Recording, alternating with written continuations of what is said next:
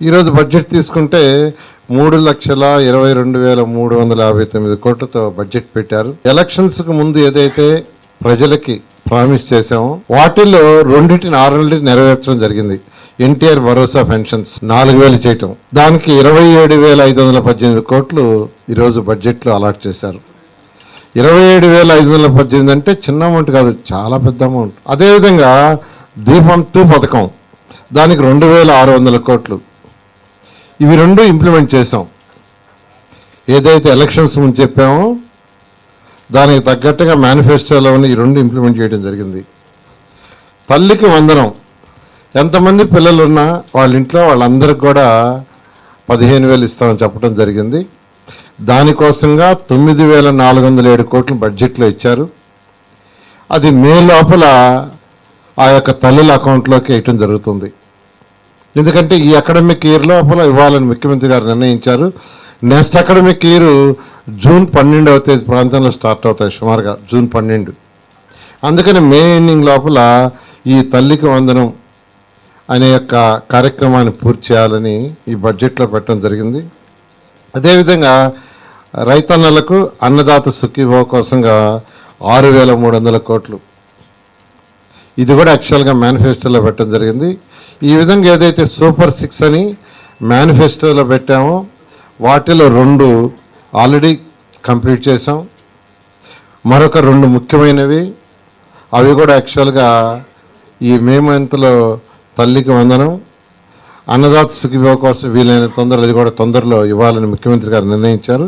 ఈ విధంగా ఈరోజు బడ్జెట్లో ఏదైతే మేనిఫెస్టోలో ఉండే వాటికి అత్యధిక ప్రయారిటీ ఇస్తూ ఈరోజు ఈ బడ్జెట్ని, ఒక చక్కటి బడ్జెట్ని అన్ని డిపార్ట్మెంట్స్ వాటికి ప్రయారిటీ ఇస్తూ ప్రత్యేకంగా ఎస్సీల సంక్షేమానికి 20,240 కోట్లు, ఎస్టీల సంక్షేమానికి 8,159 కోట్లు, బీసీల సంక్షేమానికి 47,456 కోట్లు, బీసీలకి అత్యధిక ప్రయారిటీ ఇస్తూ ఈరోజు 47,456 కోట్లు బడ్జెట్లో పెట్టడం జరిగింది. అదేవిధంగా అల్పసంఖ్యాక వర్గాల వాళ్ళ కోసం కూడా 5,434 కోట్లు. సో పేదలు నిరుపేదల ప్రభుత్వాన్ని తెలియజేయటానికి ఇంతకంటే వేరే సాక్ష్యం అవసరం లేదు.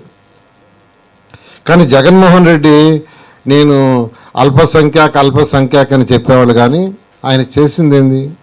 ఏమీ లేదు. మొత్తం ఆర్థిక వ్యవస్థని మొత్తం నాశనం చేసేసి పోయారు. ఈరోజు అమృత్ తీసుకుంటే కేంద్ర ప్రభుత్వం ఇచ్చిన 8,500 కోట్లు మున్సిపాలిటీ దాంట్లో ఇస్తే దాంట్లో ఖర్చు పెట్టాల. ఎందుకు పెట్టలేదంటే మ్యాచింగ్ ఫండ్ ఇవ్వాల. అదేవిధంగా ఏషియన్ ఇన్ఫ్రాస్ట్రక్చర్ ఇన్వెస్ట్మెంట్ బ్యాంకు 2019 ఫిబ్రవరిలో 5,350 కోట్లు నేనున్నప్పుడు శాంక్షన్ చేయించాను. దానికి అక్కడి నుంచి ఫస్ట్ ఇన్స్టాల్మెంట్ వస్తే మ్యాచింగ్ 30%కి అదే ఆగిపోయింది. 2,800 కోట్లు స్వచ్ఛ భారత్లో ఇస్తే దానికి ఫస్ట్ ఇన్స్టాల్మెంట్ వాళ్ళు ఇస్తే దానికి మ్యాచింగ్ అదే ఆగిపోయింది.